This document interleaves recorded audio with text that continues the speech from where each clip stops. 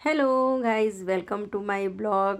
आज मैं अपने ब्लॉग में लाई हूँ माता रानी के बारे में कुछ बताने, क्योंकि आज हमारे यहाँ सुहागले खिलाई गई थी। नवरात्रों में मैं हमेशा सुहागले खिलाती हूँ, तो आज नवरात्रि का दूसरा दिन था, तो आज मैंने पूजा पाठ करी। मैं सुबह बहुत जल्दी उठ गई थी, तो पाठ करती हूँ न रात भर, तो मैंने सारे पाठ वगैरह किए, पूजा अर्चना की, काम वगैरह सब किए।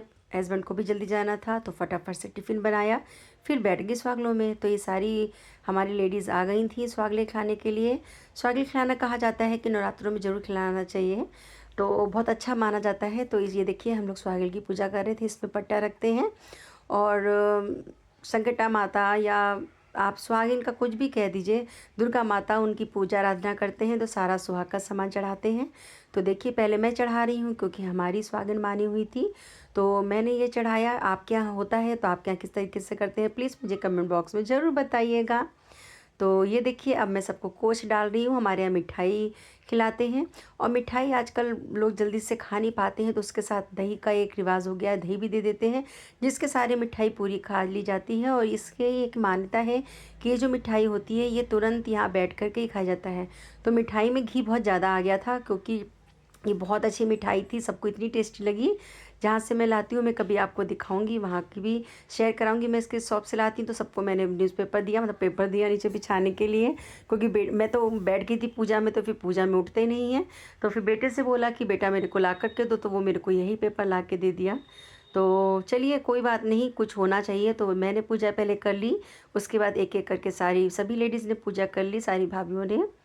तो ये देखिए, इस तरीके से पूजा की जाती है। इसमें देसी घी के पट्टे में देसी घी से बनाते हैं। तो ये देखिए, सबको कोच मिल चुका है।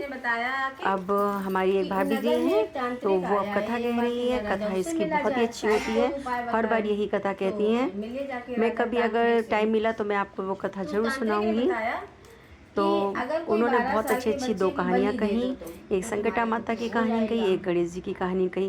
तो जोड़े कहानी में कहे जाते हैं, तो इस वजह से उन्होंने इस तरीके से कहानियाँ कहीं, और कहानी सुनकर तो मज़ा ही आ गया। फिर उसकी हम बलि दे दे, तो और वो उसमें कोई जिस बुराई तरीके से नहीं है। कहानी कहती तो है ना, उनका उन्होंने कहने का पूरे ढंग है, नगर जो में स्टाइल है, वो सभी को बहुत हड़ताल पसंद आता आंदोलन है। दौड़ा तो दिए हम लोग हमेशा कि उनसे ही जो कहते हैं कि अपने ये कहानियाँ करिए। देखिए, पूजा पाठ में थोड़ी बहुत सी त्रुटि होती ही है, तो ये सब भाभी हैं जो हमारी, वो हमें बताया करती रहती हैं कि इस तरीके से नहीं, इस तरीके से करना चाहिए। तो कहानी खत्म हुई, तो हम सब लोगों ने आरती करी। आरती गणेश माता जी की और संकटा मैया की आरती करी जाती है। फिर देखिए, सबसे पहले मैंने पेड़ा खाया, क्योंकि पहले मुझसे ही स्टार्ट करना होता है। हर चीज़ एक बार जब आप मानते हैं तो आपसे ही स्टार्ट करना होता है, फिर उसके बाद धीरे धीरे एक लाइन से सब लोग स्टार्ट करते हैं। तो यहाँ हम लोगों ने दही पेड़े खा लिए। तो 1.25 किलो मैं खिलाती हूँ। इसमें जितने भी आ जाएं 7 लोगों के बीच में, 7 9 11 जैसे भी आप खिलाइए। देखिए, अब कहानी हो गई, आरती हो गई, अब मैंने सुहाग लिया।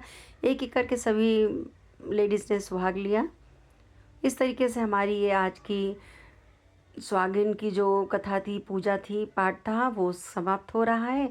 और सब आगे हमारी मम्मी जी के पैर को छूने, चरण स्पर्श करने के लिए, क्योंकि मम्मी जी तो बड़ी हैं, तो उन्होंने सब लोगों ने उनको चरण स्पर्श किया, और सब चल दिए अपने घर की ओर।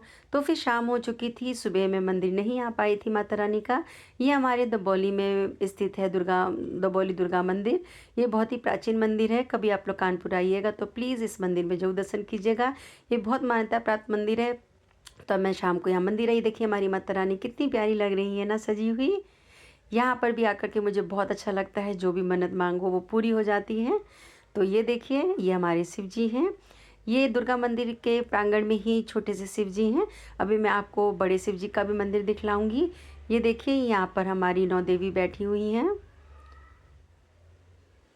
अब यहाँ पर भी मैंने सुहाग लिया, क्योंकि मंदिर जाते हैं तो सिंदूर से सुहाग लेना ज़रूरी हो जाता है।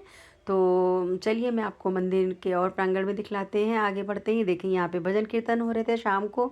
यह नवरात्र भर डेली भजन कीर्तन होते हैं। शाम को सारी लेडीज़ आ जाती हैं, और खूब अच्छे से मस्त माहौल हो जाता है। भगवान जी की चारों तरफ से भगवान जी की ध्वनि गूंजती है ना, जब भगवान जी के भजन होते हैं।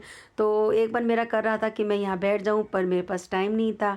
घर में बच्चों को भी खाना देना हो रहा है, का टाइम हो रहा था, दिया बाती का टाइम हो रहा था, तो मैं रुकी नहीं।